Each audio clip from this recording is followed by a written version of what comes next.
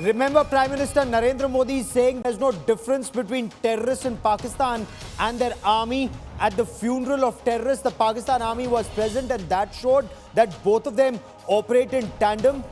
On the special broadcast, we'll show you more evidence of complicity of the Pakistani state with a UN-designated banned terrorist organization, the Lashkar-e-Taiba, and its political front, the Markaz Muslim League, that's emerged from Pakistan. We will show you how it's not just the Pakistan army and terrorists, but even political leaders in Pakistan who share the stage, openly hug terrorists, whether of Jaish-e-Mohammed or Lashkar-e-Taiba. This just very clearly shows there is no difference between the army, the political leadership, and terrorists in Pakistan. They're all just 50 shades of Hafiz Muhammad Saeed.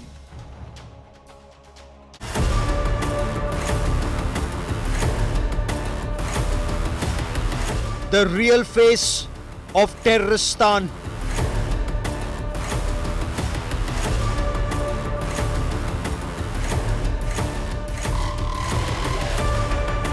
Pakistani ministers openly hug Lashkar-e-Taiba terrorists.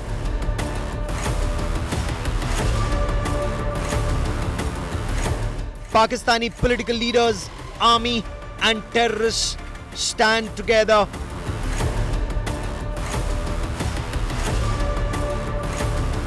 Proof of state-sponsored terror.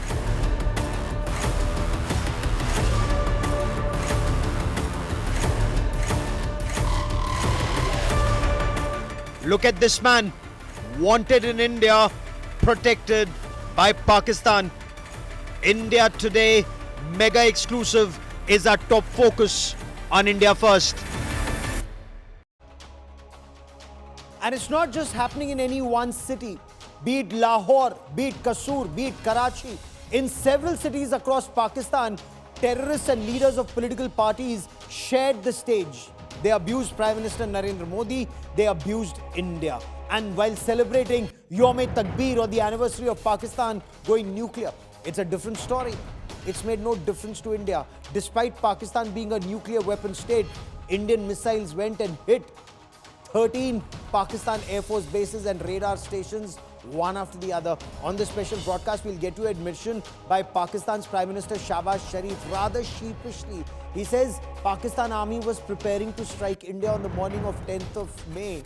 They were early in the morning, 4:30, Fajr ki namaz. They were offering namaz, and that's when Indian missiles came one after the other, and then Pakistan forgot to strike India or realized it's not worth it because they'd been slammed so hard.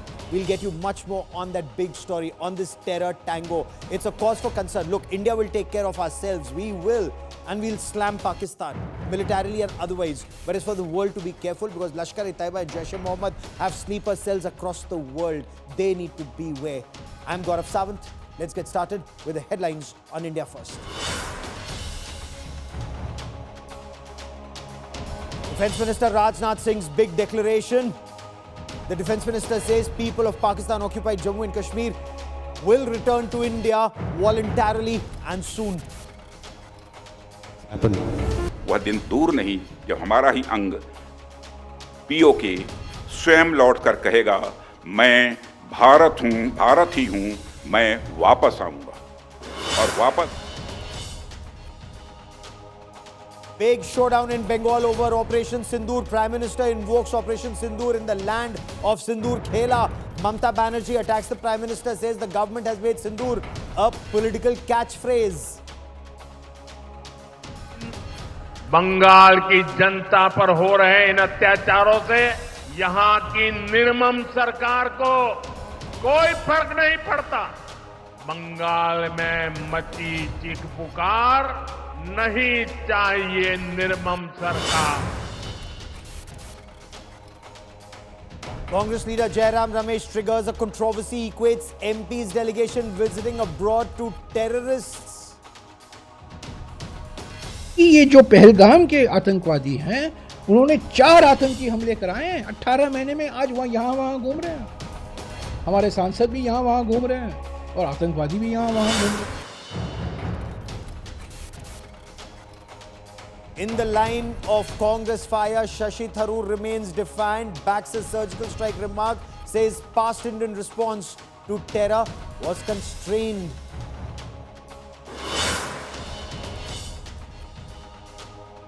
Elon Musk exits Donald Trump's administration, says his scheduled time has come to an end.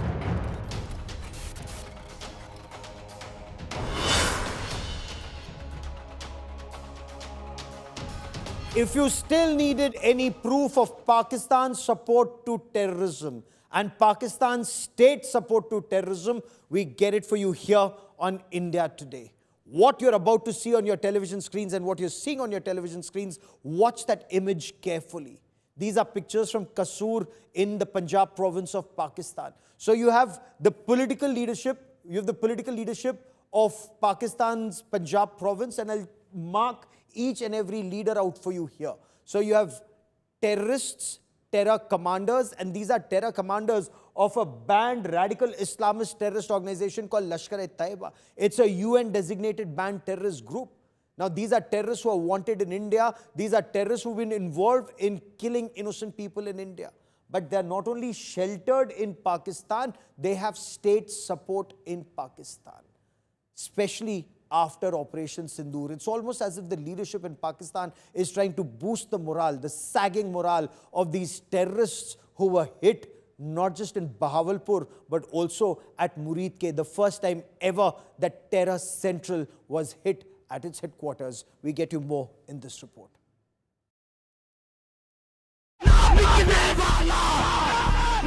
This is the real face of Terroristan. The Pakistani state complicit with terrorists.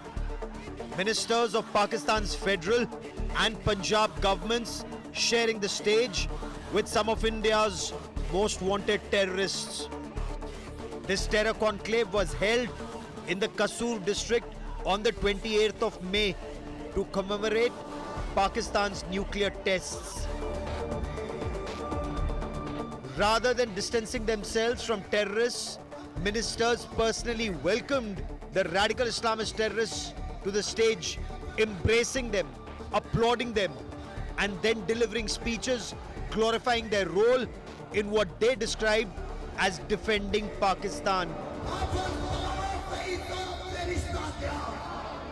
Pahalgam में वाक़या हुआ है और हिंदुस्तान ने जनाब उसका mastermind मुझे बना दिया.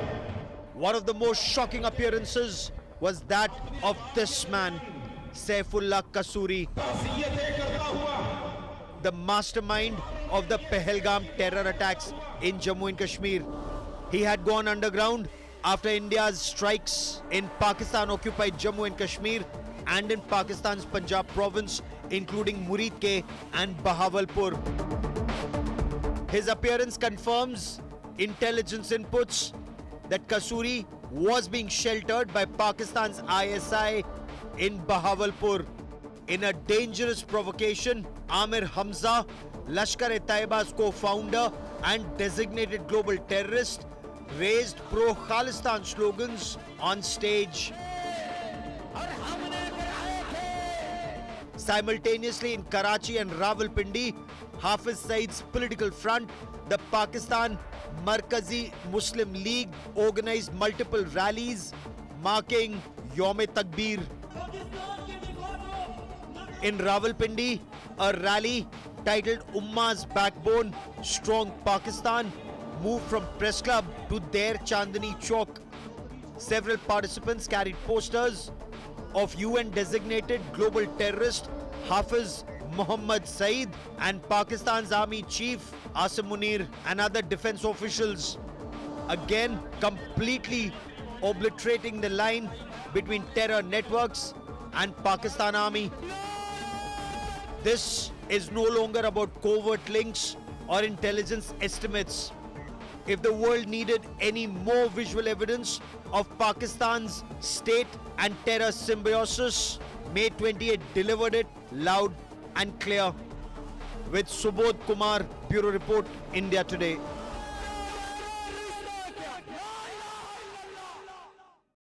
In any country, a terrorist would be on the run.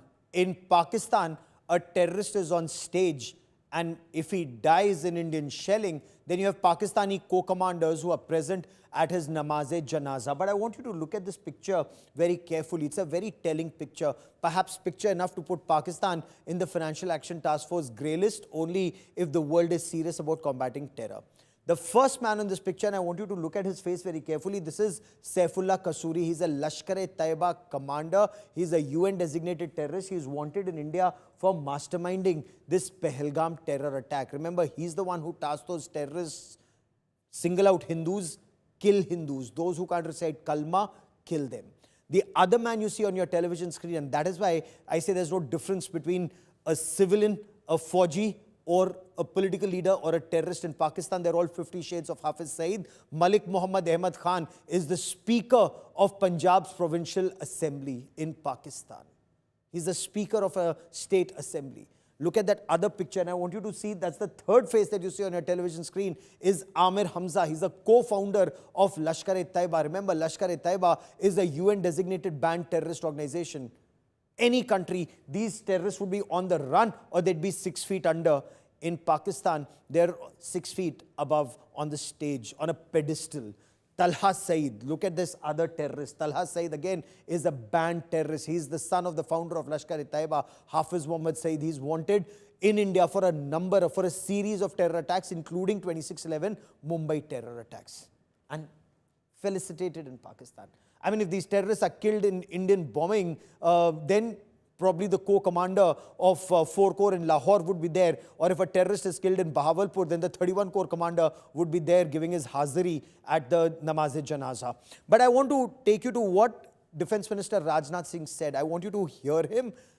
He said those in Pakistan-occupied Jammu and Kashmir are India's own, and they want to return to India and will soon return to India voluntarily. He was speaking in the national capital. Rajnath Singh also expressed confidence that those geographically and politically separated today will be back in India's fold, and not by force, but by choice. He highlighted that most residents of Pakistan-occupied Jammu and Kashmir feel a deep connection. In fact, he drew a parallel with Shakti Singh, the younger brother of Maharana Pratap. Now, Maharana Pratap, you recall, he's one of the greatest heroes of all times in India. He was the ruler of Mewar, and Maharana Pratap, he never accepted Mughals as rulers. He fought till his last breath.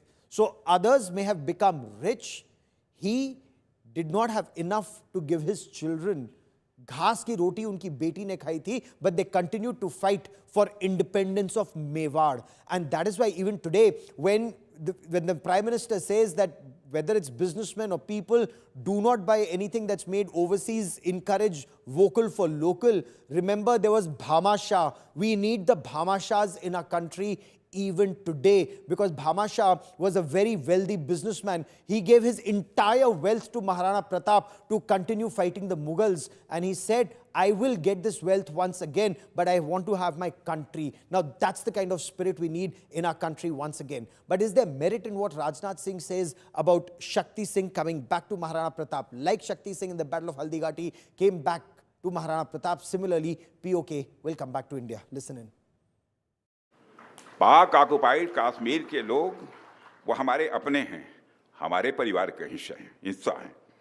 हम प्रधानमंत्री के श्री नरेंद्र मोदी जी के एक भारत श्रेष्ठ भारत के संकल्प के लिए पूरी तरह से प्रतिबद्ध हैं, और हमें यह पूर्ण विश्वास है कि हमारे वो भाई जो आज हमसे भौगोलिक और राजनीतिक रूप से अलग हैं, वो भी अपने स्वाभिमान, आत्मा की आवाज़ और स्वेच्छा से भारत की मुख्य धारा में कभी न कभी जरूर वापस लौटेंगे। हमने आतंकवाद के खिलाफ भारत की स्ट्रेटजी और रिस्पांस दोनों को रीडिजाइन और रीडिफाइन किया है। हमने पाकिस्तान के साथ अपने इंगेजमेंट और स्कोप ऑफ डायलॉग को रीकैलिब्रेट किया है। अब जब भी बात होगी, केवल आतंकवाद पर बात होगी, POK पर बात होगी। So what should one make of this terror tango in Pakistan and of Defense Minister Rajnath Singh's comments that Pakistan-occupied Jammu and Kashmir will come back to India sooner than later. At one level, comparing POJK to Rana Shakti Singh returning to Maharana Pratap in the crucial Haldighati battle, it's interesting, but is it feasible? Joining me on India First is Lieutenant General D.P. Pandey, former Kashmir Corps commander, someone who knows the lay of the land very closely. Sengye Sering is an activist from Pakistan-occupied Jammu and Kashmir in exile. He joins us in a moment from the United States. And Sushant Sareen is a senior fellow at the Observer Research Foundation. Sushant Sareen, I want to quickly begin by asking you, the Pahalgam attack mastermind, Saifullah Kasuri, sharing the stage with Pakistan Punjab Assembly Speaker Malik Ahmad Khan at a Lashkar-e-Taiba rally. Are you surprised, or you know that there's no difference between Pakistan Army and terrorists? Even the political leaders are just the same, no pretense left anymore? Gaurav, you and I have spoken about this many times in the past, and I've always told you that there is no such thing as a non-state actor in Pakistan.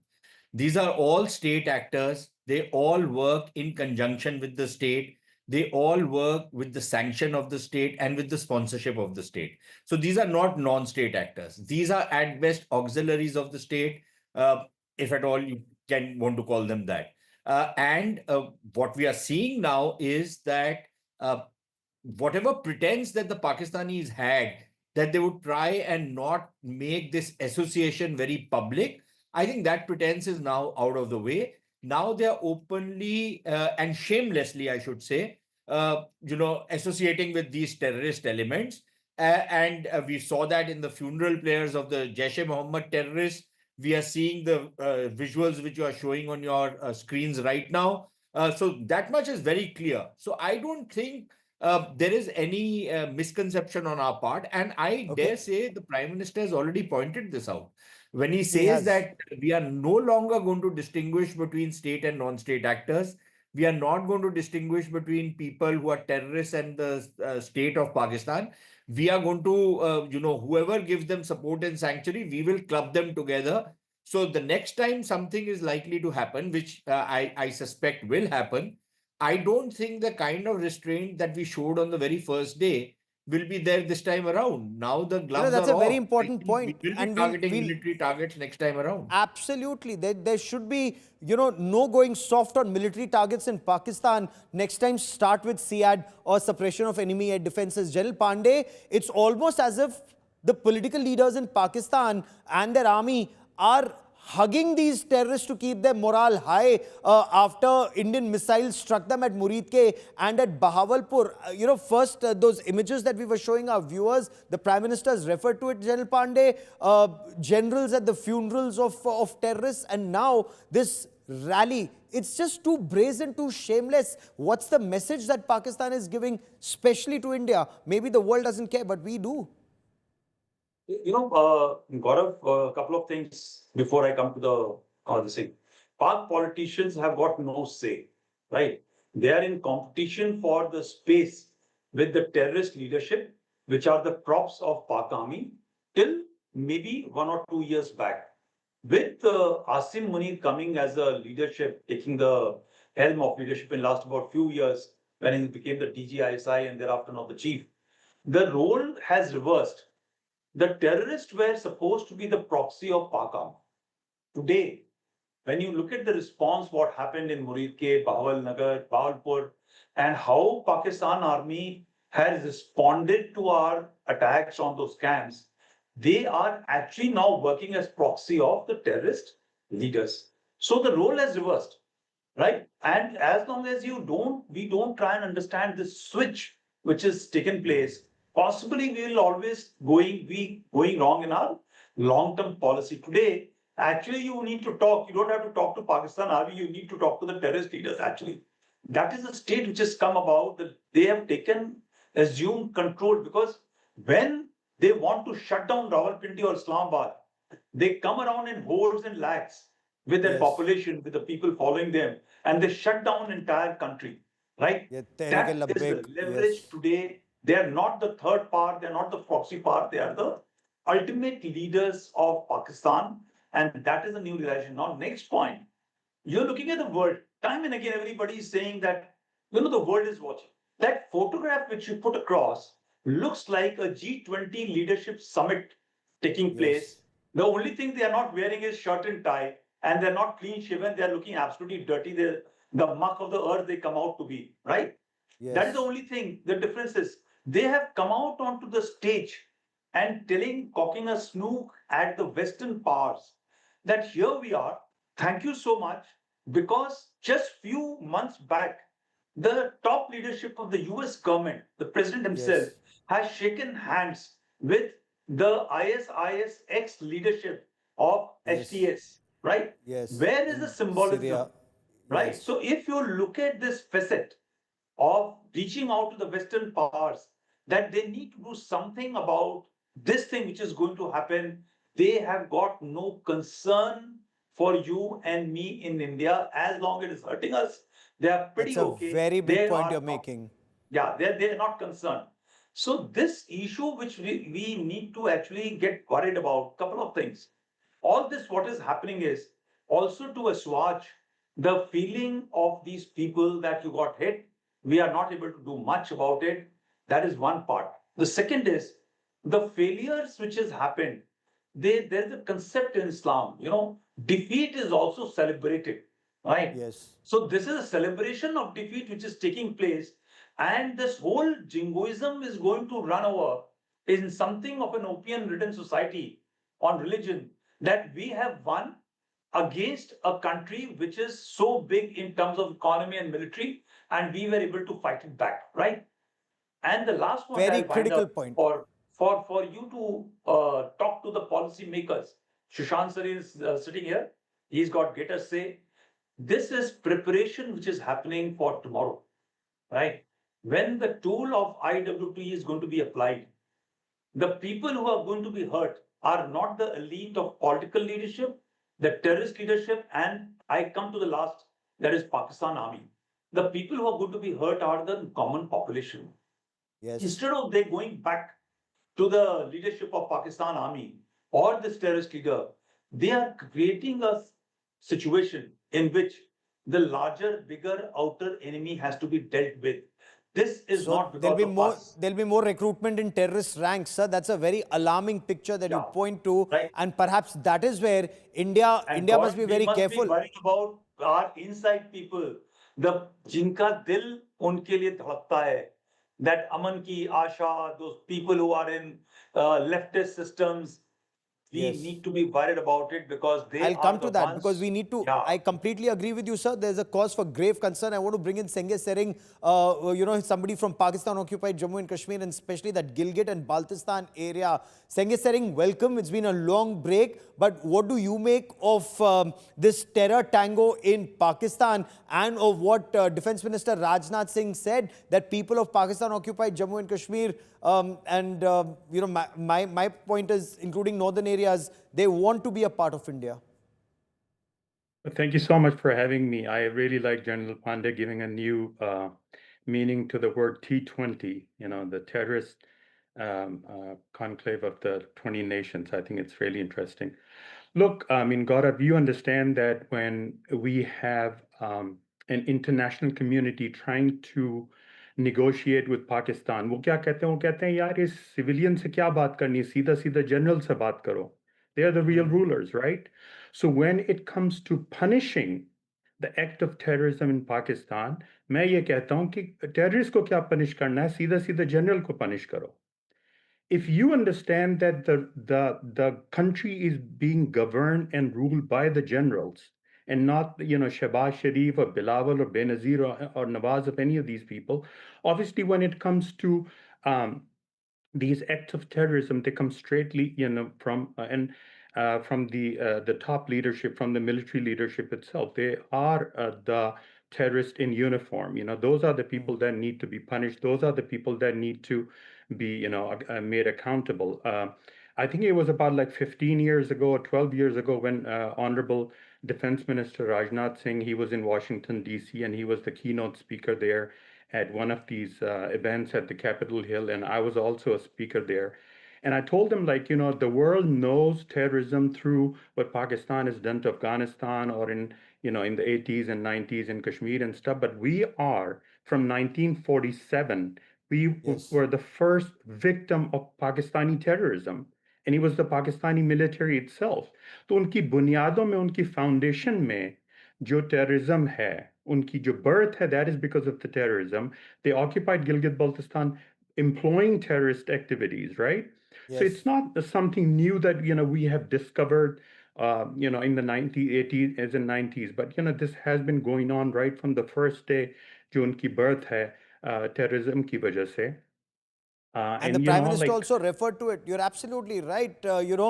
People of Pakistan-occupied Jammu and Kashmir, including Gilgit and Baltistan, they've been suffering Pakistan terrorism from 1947 onwards, and the British had a very dirty role to play in it. That's a debate for another time. But Sushant Sareen, this is not the first time that Rajnath Singh has spoken about POK wanting to be a part of India. He said so thrice in the past. Is this political rhetoric? Is this based on hope? Or does India have a strategy that people of Jammu and Kashmir, Pakistan-occupied Jammu and Kashmir, will see the development here, will see how Pakistan army ill-treats them, terrorizes them, and would want to be a part of our country? Gaurav, before I come to your question, let me just add something to what has already been said by General Pandey and Senghe. Yes. And I personally think that we should stop looking towards the West on the issue of terrorism. The West is too complicit and too involved in this entire game of terrorism. They've encouraged it, they've emboldened it by buying into Pakistan's blackmail and sob stories that the Pakistanis give them. So I think we should keep the West at an arm's length before we engage with them on the issue of terrorism. Don't expect any help or any kind of even sympathy from them. It's not even worth it. Their sympathy on terrorism is as insincere as Pakistan condemning terrorism. Yes. But to come back to your question, Gaurav, look, I don't think it's all rhetoric. There is an element of political rhetoric in when a politician talks. But I don't think this is all rhetoric. Please remember that right from around 2014, 2015, the discourse on POK has changed in India. We are no longer ready to talk to Pakistan on Kashmir anymore. It has been the standard position of this particular government that the only conversation with Pakistan will be on POK. And since 2019, that has now been firmly etched insofar as the Indian political framework is concerned. So I don't think this is empty rhetoric. Now, is there a policy? I am not entirely convinced that India is ready to fight a war.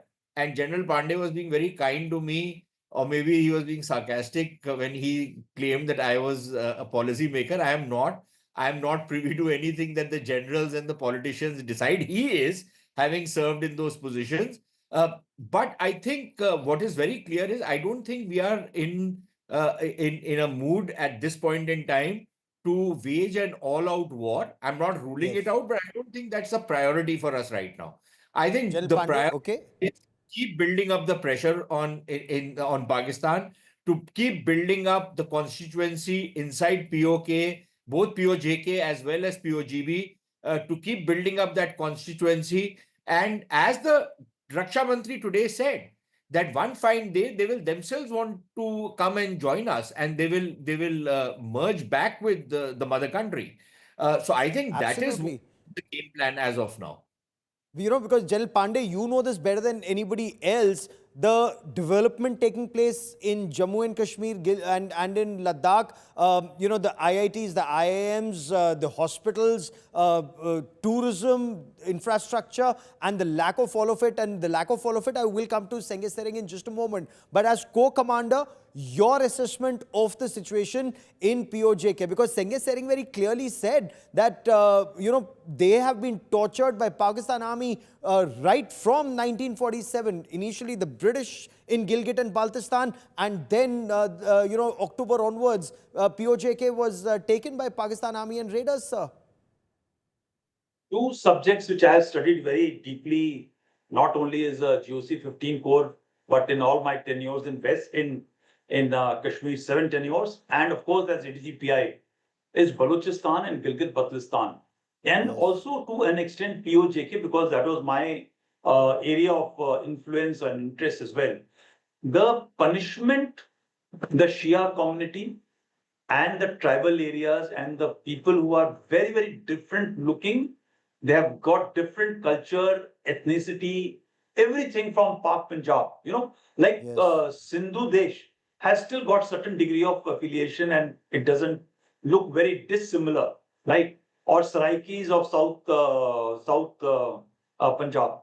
But these people look different, behave different, talk different, and there's a lot of similarities between a number of communities from our side, not only Yes. from Jammu and Kashmir, but also from Rajasthan and variety of places.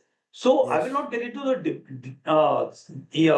details of it, but the bottom line is the transition what has happened in Jammu and Kashmir right to the border areas, classes, schools, water, roads, buildings, sports, engagement, light in the night, medical facilities, everything. There is celebration almost all going. You have been there yourself. We went for a bike ride when I was a Corps Commander, Gaurav, with you.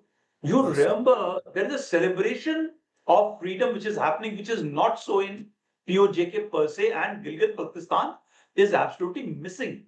They are living under fear.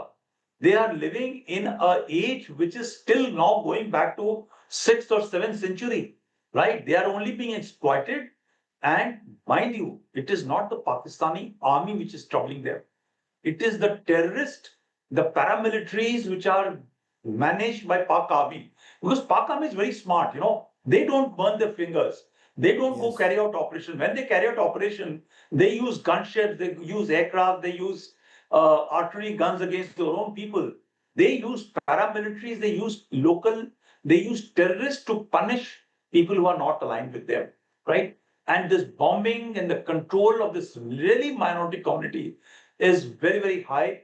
I will wind up, I know you must be short of time, by talking to the strategic community which feels that when the present dispensation says that POJK will be ours, everybody winds up that it is going to be by military force. And me and Sushant Shareen possibly will be on the opposite end of the spectrum.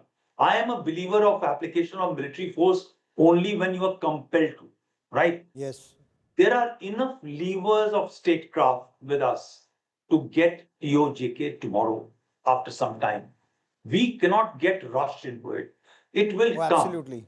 Development, economy, the opium of religion, which is dividing Bharat first for a long time, is going to wane out after some time. And I really hope, because these lines which you are showing are lines which are temporary in when you look at the years and centuries and millennia, these lines have Absolutely. changed number of times. And And we are worried perhaps the about time has come to change it once again. I agree it with you. I will want to bring change. in It will Senge. change, and the people of POJK will change it for you, right? Yes. We And may have to only empower this ethical dilemma in which our country continues to live, right? That we are going to be all very, very decent people, should be shelved, and we should come out of it. The entire top world communities are dealing with systems to get their national policies Oh, implemented. absolutely. But POJK I, GB I wants it. completely agree with you, sir. That the time is coming, and it's coming sooner than later for POJK to be a part of India. But Senge Sering, the change in demographic profile. Look, Pakistan played a very evil game, and whether it's their brainchild or whether it was the British doing it for them. Look at what happened in your land in Gilgit and Baltistan. You had people from Khyber Pakhtunkhwa, the Sunni Muslims from there, changing the demographic profile. The Shias became a minority in their own land. In Muzaffarabad, Kashmiris became a minority, and Pakistani Punjabis took over all that area. But I want to understand from you, they clearly wouldn't want to be a part of India. So can the Kashmiris and the Gilgitis and the Baltis and the Shia Muslims of that area, can they do something? Or will they continue to suffer like they have for close to 80 years? Well, time and again, they have held these huge protests in Skardo with the slogans of Kargil Chalo, right? So that's a Yes. testimony to their willingness to join Ladakh. But let me refresh our minds by bringing the 1988 carnage, the massacre of the Shias, when the Pakistani federal ministers and Pakistani general I forgot his name. One of them was, I think, Colonel Kiani, the other was General Aziz. They were actively participating and offering local Shias to become Sunnis if they want to save their lives and their livestock and their homes and not being displaced from their, lands, and especially in the villages where the Sunnis and Shias either made, equal in proportion or slightly in minority. So, I mean, this has been going on, and local people do understand. Just few days back, the Youth Action Committee in Skardu warned everyone that Pakistan is trying to play Shia Sunni again, and this is being done to push their land reform agenda. This agenda is being pushed to give more land to the Chinese and the Pakistanis, and the entire Gilgit-Baltistan is up in arms, and they're out on the streets and they are completely refusing to accept and recognize this unconstitutional, illegal method of displacing local people, turning them into minority. So Pakistan has been doing this for the last 78 years. The local people Yes. have realized that Pakistan is an occupier. Pakistan is not a benign state. Pakistan is there only for the sake of land, and China has joined. And just few days back, I was at the Capitol Hill, and I'm sorry, I was at the Senate building, and I said that, look, as long as Pakistan and China have land, shared border, this Pahalgam thing will continue to happen again and again. And just yesterday, you saw that Pakistan has started rearming the terrorists and bringing them back to these terror camps close to the LOC and the Punjab border. So, I mean, it is impossible to control Pakistan. Pakistan is run by some kind of divine authority that is will continue to hurt and inflict pain on the Hindus till the end of all the Hindus on the land and all. This is something they think about and they truly believe in. So you have to work on how to inflict pain on Pakistan where it matters, and that is in Gilgit. You cannot have Pakistan and China share the border. China's presence in Gilgit-Baltistan is illegal. Pakistan's presence in Gilgit-Baltistan is illegal. We are part of the Yes. Ladakh Union Territory. Things have been set. The ground has been set. All we need to do is, it's a multifaceted, campaign. It cannot be done just by the military. It cannot be done just by the civilians. There are like a lot of actors that need to get involved in it, and the people of Absolutely. General Gilgit-Baltistan Pandey, I are want to part of it. quickly take that point. I want to quickly take that point that Senghe Sering has also raised about China illegally occupying a part of Gilgit and Baltistan and Pakistan occupied Jammu and Kashmir. And I'm not talking about the Shakskan Valley right now, but there's CPEC, China-Pakistan Economic Corridor, that's running through Gilgit-Baltistan all the way down, to the Arabian Sea. What can be done there? We hear of reports of, people, and there being an uprising, not just in Baluchistan, but also in Gilgit and Baltistan. Yeah, so what is happening is that very smartly, China is, while Shakskan Valley comes into play, because they are planning to now reroute the entire thing and come take a alternate route also for Sipek. This Yes. this suppression of people in which the outcomes, prosperity, economic development, and also large number of natural resources which exist in Gilgit-Baltistan. Please understand, something like Baluchistan, which is 40% of the Pakistani, not Pakistani technically, but yeah, the area which is there. Illegally occupied by Is, Pakistan. yeah, 40% Yes, of sir. the area. Similarly, Gilgit-Baltistan is very sparsely populated and has Yes. got huge chunk of Pakistan actually. And it holds very, very critical resources for them to be exploited. So while only not the route in terms of the BRI, which is going, the CPEC, which is passing through, including the water, including power generation systems and the whole work, the Chinese will try to exploit this area to the fullest, not Yes. only for the passage of trades and goods and having an alternate land route to the Arabian The Sea, Arabian Sea. but also for exploitation, right? And this, they will pay, they will do anything. But what can happen actually is, if you have heard today, they have said that they want to talk to Balochis directly, right? They have started understanding the importance of Balochistan and the possibility of not being managed by Pakistan appropriately. They are looking into the future. Similarly, if the people of Gilgit-Baltistan and of course POJK are able to look into their future, invest into their future, these are possibilities in the future, right? And Yes. I think the policymakers need to look at a hard look of engaging China on this subject, that, okay, you get something, right? But if you let go of Pakistan through your hyphenation. These What are an interesting issues of debate. perspective. What an interesting perspective there. And this is something we'll be tracking very closely, because Pakistan-occupied Jammu and Kashmir is another pressure point. It's our territory, and you have to think big. You have to think big and retake your territory, and that does include Gilgit and Baltistan. And look at the way to Central Asia that we will have without that radical Islamist terror state in between. So it's an ambitious plan, but there is a plan, and there will hopefully be lots of action happening there, and not just militarily, in the times ahead. Hopefully in your lifetime and mine. To all my guests, many thanks for joining me. We'll be tracking the story very, very closely. A very worrisome report coming in from Iran. 3 young Indian men have gone missing in Iran. They were actually promised a job in Australia. Now, they were going to Australia illegally. They managed to get to Dubai. Instead of being put on a flight to Australia, they were for some reason put on a flight to Iran. These men have alleged that from Iran, these men have been abducted. The families have claimed that there is a Pakistani link to the abduction, saying that they've been asked to deposit, they've been getting ransom calls, they've been asked to deposit money in bank accounts in Pakistan if they want to see these 3 men alive again.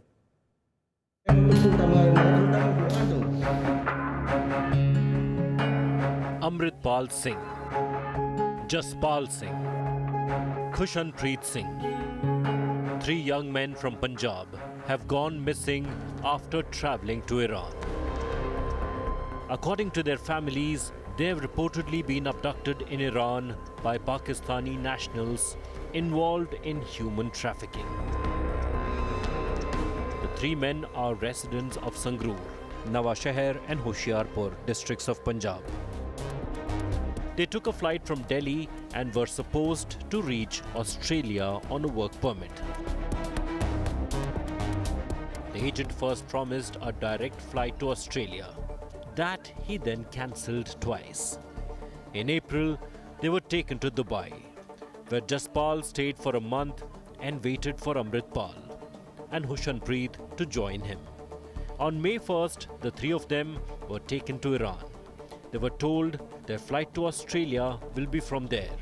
A Pakistani driver, arranged by the agent, received them in Iran. Rather than taking them to a hotel as promised, the driver delivered them into captivity. Jaspal's family say they spoke to him last on May 22nd, and that they have been getting calls from alleged kidnappers demanding large ransoms. 3 ਵਜੇ phone ਕੀਤਾ, ਕਹਿੰਦਾ ਜਿੱਦਾਂ ਕਿੱਦਾਂ ਵੀ ਕਰਕੇ ਸਾਨੂੰ 18 ਲੱਖ ਰੁਪਈਆ ਪਾਓ। 3 ਜਣੇ ਆਏ, ਵੀਡੀਓ ਕਾਲ ਕਰਦੇ, ਉਹਨਾਂ ਨੂੰ ਕੁੱਟਦੇ ਆ, ਫਿਰ ਮੁੰਡੇ ਸਾਡੇ ਰੋਂਦੇ ਆ, ਭਾਜੀ ਬਚਾ ਲਾ ਬਚਾ ਲਾ। ਇਹ ਅਸੀਂ ਉਹਨਾਂ ਨੂੰ ਕਹੀਦਾ ਭਾਜੀ ਨਾ ਮਾਰੋ, ਵੀ ਪੈਸੇ ਦੇ ਦੇਵਾਂਗੇ ਅਸੀਂ ਤੁਹਾਨੂੰ। ਵੀ ਸਾਡੇ ਬੱਚੇ ਬਸ ਸਾਨੂੰ ਮਿਲਾ ਦੇਣ, ਬੱਚੇ ਛੱਡ ਦੇਣ। ਸਾਡੇ ਸਰਕਾਰ ਮੋਰੇ ਅਸੀਂ ਬੇਨਤੀ ਕਰਦੇ, ਸਾਡੇ ਬੱਚਿਆਂ ਨੂੰ ਲਿਆ ਦੇਣ। ਅਸੀਂ ਕਿੱਥੋਂ 18 ਲੱਖ ਹੋਰ ਰੁਪਈਆ ਭਰ ਕੇ ਦੇਵਾਂਗੇ, ਉਹਨਾਂ ਨੂੰ ਭੇਜਾਂਗੇ। The alleged kidnappers have been WhatsApping the families with videos of torture. Pictures and videos of the men show their hands tied by ropes with cut and bruise marks on their bodies. ਪਾਪਾ ਇਹਨਾਂ ਸਾਨੂੰ kidnap ਕਰਦੇ ਆ ਯਾਰ, ਸਾਹਿਬ ਵੀ ਮੇਰੇ ਨਾਲ ਹੈ, ਜੋਤ ਭਾਈ ਤੇ ਮਾਈਕਲ ਭਾਈ ਨੇ ਗੱਲ ਕਰਕੇ ਇਹਨਾਂ ਨੂੰ ਪੈਸੇ ਪਾ ਦਿਓ, ਜਿੰਨੇ ਆਉਂਦੇ ਜਿੰਨੀ ਇਹਨਾਂ ਸਾਨੂੰ ਮਾਰ ਦੇਣਾ। ਪਾਪਾ ਪਲੀਜ਼ ਪੈਸੇ ਪਾ ਦਿਓ, ਮੇਰਾ ਬੜਾ ਦੁੱਖਿਆ ਪਾਪਾ please. Interestingly, the ransom has been demanded through a Pakistani bank account in the name of Gazanfar Ali. The initial ransom demand was 2 crore rupees for all 3 men, which was later reduced to 54 lakh rupees.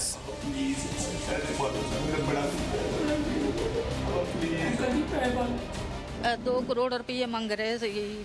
2 crore? ਹਾਂਜੀ ਹਾਂਜੀ। 2 ਕਰੋੜ ਤੋਂ ਦੇਣਾ? ਨਹੀਂ ਅਸੀਂ ਨਹੀਂ 2 ਕਰੋੜ ਨਹੀਂ ਦੇ ਸਕਦੇ। ਫਿਰ ਉਹਨਾਂ ਨੇ 54 ਲੱਖ ਦੀ ਮੰਗ ਕੀਤੀ ਹੈ ਜੀ ਤੇ ਹੁਣ ਉਹ ਕਹਿੰਦੇ ਵੀ ਪਾਕਿਸਤਾਨ ਦੇ ਅਕਾਊਂਟ ਦੇ ਵਿੱਚ ਪੈਸੇ ਪਾਓ। ਅਸੀਂ ਨਹੀਂ ਅਕਾਊਂਟ 'ਚ ਪਾ ਸਕਦੇ। ਹੁਣ 11 ਦਿਨ ਤੋਂ ਗੱਲ ਨਹੀਂ ਹੋ ਰਹੀ ਜੀ।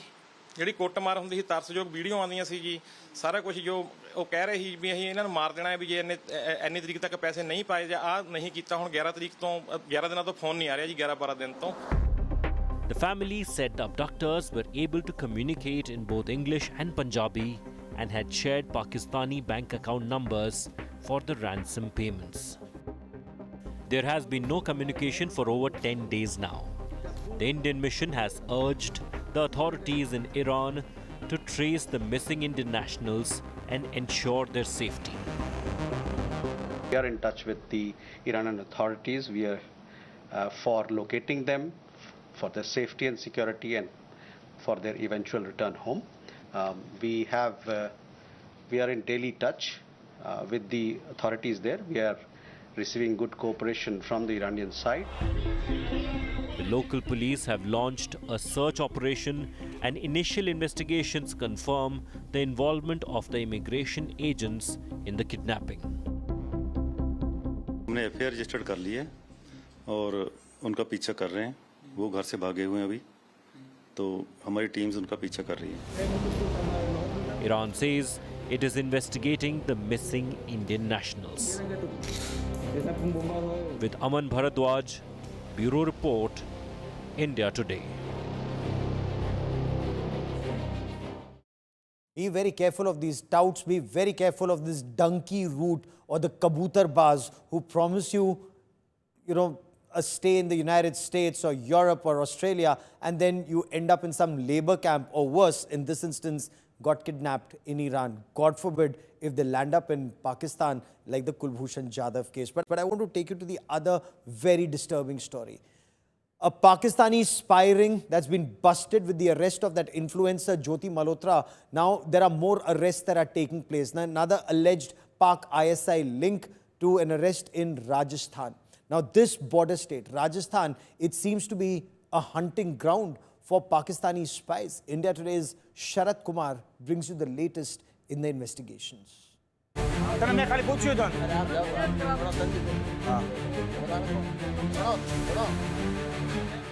The Pakistan espionage racket continues to unravel. With the arrest of Jyoti Malhotra and 11 others, the Pakistan ISI spy ring gets exposed in Rajasthan. Another alleged Pakistani spy, Shakur Khan, has now been taken into custody. Khan is reported to have shared sensitive information with Pakistan's spy agency and has confessed to traveling to Pakistan multiple times. Several Pakistani SIM cards were also found in his possession. Shakur Khan is a government employee and was allegedly present inside the command center during Operation Sindoor. He's also served as a former Congress minister, Shail Mohammad's personal assistant in the past. Shakoor Khan 8 बार पाकिस्तान जा चुका है और कई जासूसों को visa भी दिलवा चुका है। वो पाकिस्तानी दूतावास के अधिकारियों कर्मचारियों के भी संपर्क में था। ऑपरेशन सिंदूर के बाद 2 बैंक खाते भी बंद कराए हैं, मगर सुरक्षा एजेंसियों के लिए चिंता की बात यह है कि कांग्रेस शासन के दौरान कैबिनेट मंत्री रहे साले मोहम्मद के पीए के रूप में ये कई संवेदनशील क्षेत्रों का भी बॉर्डर इलाके में मंत्री के साथ दौरे कर चुका है। But Khan's arrest is not an isolated case. Over the past 1 month, several such cases have been reported in Jaisalmer. In Sujion ki Dhani, 2 locals, Deen Khan and Ramzan Khan, were caught passing information near an Air Force station. In Mohangarh, Pathan Khan admitted to being lured into the espionage racket during an earlier visit to Pakistan. जो news आते हैं ना, उस समय हमें भी पता चलता है कि यहाँ सोचे हमें पकड़े गए, बाकी तो कुछ नहीं. And the most recent case to have been reported was at Kuriaberi, the last village near the border. Recently, forces recovered a mobile phone buried in sand with 7 Pakistani SIM cards. वो रमजान तो वो है, हमारा रमजान तो यानी पूरा फंसा है. हमारे ये कुरिया में कई भी पाकिस्तानी उहाँ री दो चाली है वो तो हर एक ना ठाए को चुगली तो खाता कोनी मारी ये तरह शादी की.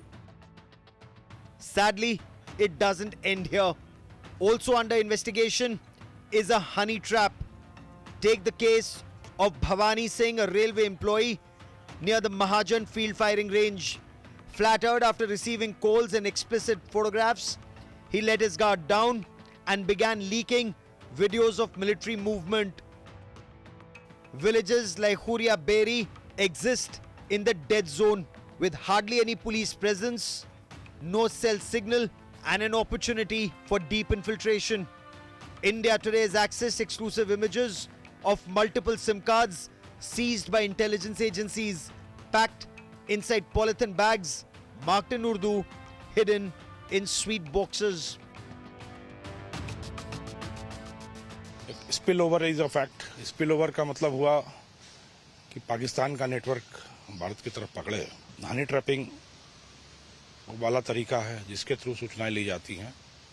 और तीसरा एक अनजान कॉल करके किसी भी व्यक्ति को जाल में फंसा लिया जाए, व्हाट्सएप पे किया जाए, सोशल मीडिया पे किया जाए और अनजाने में ही उससे कुछ सूचनाएं ले ली जाए. India Today's special investigation has laid bare Pakistan's new age war, one fought with SIM cards, seduction and sleeper cells. With Sharat Kumar in Jaisalmer, Bureau Report, India Today. But I want to leave you on a happier note. Defence Minister Rajnath Singh welcomed the all-women INS Tharani in Goa today after a historic voyage. This Indian naval sailing vessel returned after completing an 8-month circumvention of the globe. Managed by two women officers, Lieutenant Commanders Rupa and Delina, marks a milestone in Indian Navy's maritime history. We shall witness the arrival of our chief guest, the Honorable Raksha Mantris.